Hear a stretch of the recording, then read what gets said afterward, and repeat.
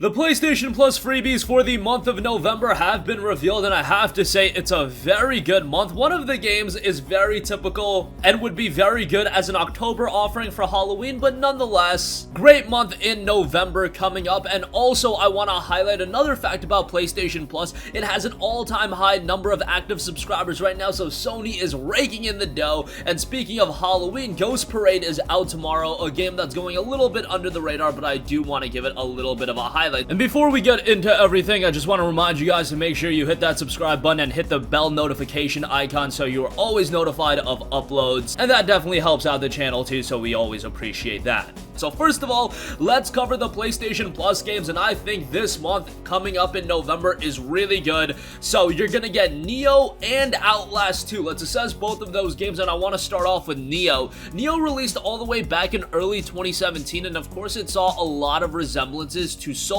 It definitely has its own style, a more Japanese aesthetic. However, it's a game that I think is also catered towards the West, in that you can play this game without feeling a little bit off-put like you would, say, a Japanese RPG. Like if we looked at a game like Atelier Ryza that just came out, that game is not going to be catered for everyone in the West. Neo, if you just look at it visually, aesthetically, yes, it definitely has a Japanese aesthetic to it, but a Western gamer can enjoy it all the same. The game itself was very good. Now, be mindful of the fact that it is incredibly challenging. Ready to Die experienced the newest brutal action game from Team Ninja and Tecmo Koei Games. In the Age of Samurai, a lone traveler lands on the shores of Japan. He must fight his way through the vicious warriors and supernatural yokai that infest the land in order to find that which he seeks. The game itself also had a reasonable amount of DLC released for it, but I don't believe the PlayStation Plus offering is going to include the DLC. It is a very good game and still goes for around, $20 to $30, I believe, so to get it as a freebie as a PlayStation Plus subscriber, that is really good. So definitely happy with the offering of Neo. And of course,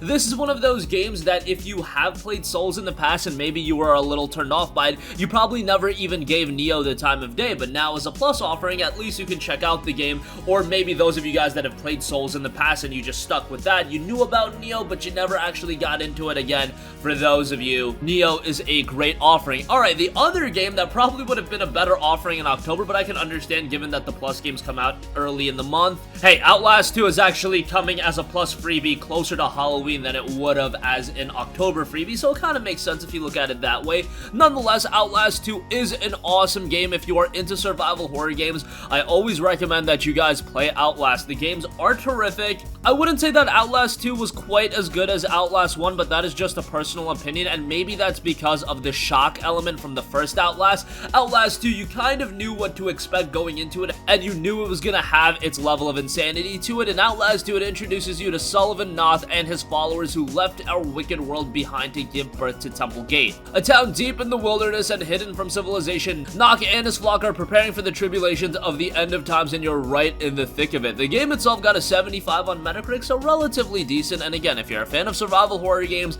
if you want something thematically for Halloween, even though it'll go live when, I believe, on November 5th, so a couple days after Halloween, whatever the case may be, if you just want a quality survival horror title, Outlast 2 definitely fits the bill.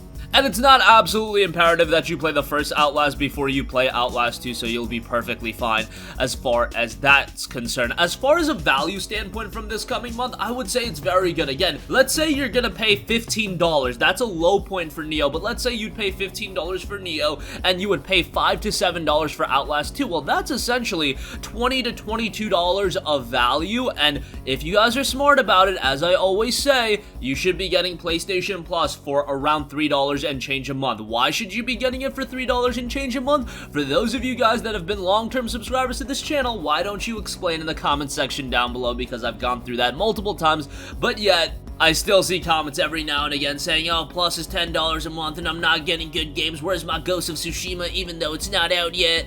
And all that garbage, but I think offerings like Neo and Outlast 2 are quite good. So I am satisfied with this month. And again, I am just assessing it from the standpoint of these are games the other PlayStation audience members are gonna enjoy, because I've already played the majority of these games. I know for a lot of you guys, you might own a Neo, you might own an Outlast 2, and that's really the main drawback of PlayStation Plus. I've always been of the mindset you shouldn't have to pay to play online, but since we're forced into it, Neo and Outlast 2 as Plus offerings, I would say are pretty good. So there you have it with that. I don't think there's a lot of reason to be upset, but I'm sure people are gonna be upset anyway, and I'm sure if you do own both of the titles, yeah, that's a little bit of a bummer, and that sometimes happens, especially with those of you that do buy and play a lot of games. Yeah, a lot of the times you're gonna own a lot of the Plus titles, like this past month where The Last of Us Remastered was a freebie. A lot of people already own the game. That's always gonna be an inherent drawback of Plus when you don't know what games you're getting every month a long way in advance. But there you have it. I would say it's pretty good, and I do imagine the majority of people are gonna be happy with that. Okay, moving on from that transitions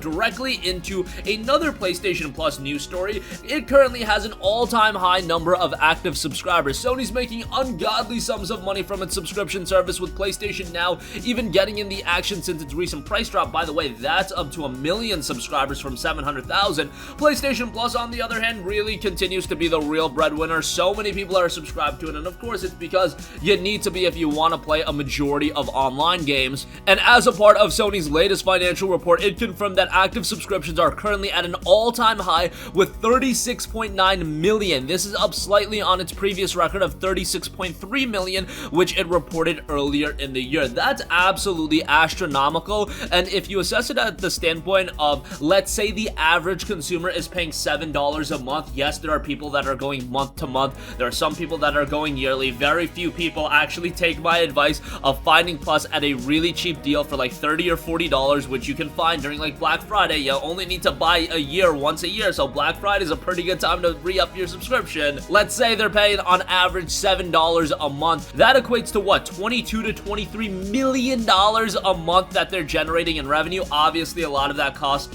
goes towards, keeping PlayStation Network up, acquiring PlayStation Plus freebies, whatever the case may be. There are a lot of expenses, but they are generating an obscene amount of revenue, and that's kind of ridiculous and goes to show why they aren't going to be getting rid of PlayStation Plus anytime soon. Honestly, from a business standpoint, it just doesn't make a lot of sense. And also, PlayStation Now getting up to 1 million subscribers, that's pretty notable as well, because that's $10 a month, and you're really not going to be getting a deal on that, at least not an insane deal. Or you could go the route of paying $60 a year. Let's say they're getting $7 to $8 a month for that. That would equate to what? Another $8 million a month, and that's also a work in progress. They're gonna try to grow that. They're gonna try to make that an even more captivating service and get more people to subscribe to it. So good news all around from a business standpoint from Sony and how their subscription services are doing. Lastly, I do want to highlight for those of you looking for a quality horror game to play on Halloween, Ghost Parade is out tomorrow. It's coming from Arc System Games, and it's a very charming action-adventure indie platformer. Now, this isn't one that's super horror-intensive like an Outlast, but it definitely has some of those thematics in a more charming way.